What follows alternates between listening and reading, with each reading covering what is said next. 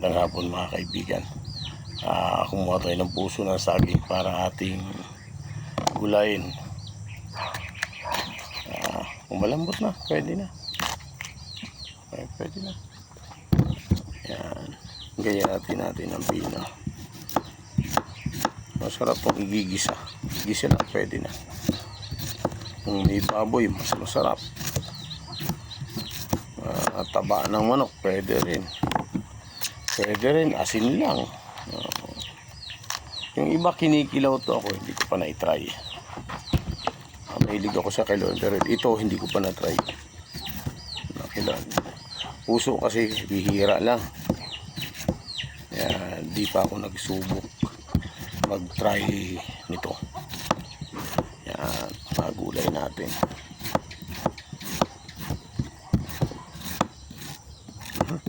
Pala. Bale, pagka nagkalasog-lasog na to, pipino rin yan.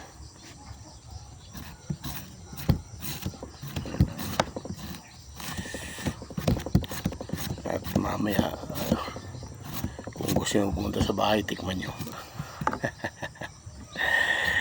Okay. At iluluto ko lang sa ginisang puso ng saging. Hindi ko alam kung anong pwedeng ipanghalo doon sa bahay. Tayo magluluto ay may itim na sa dulo. Ayun, pwede pa.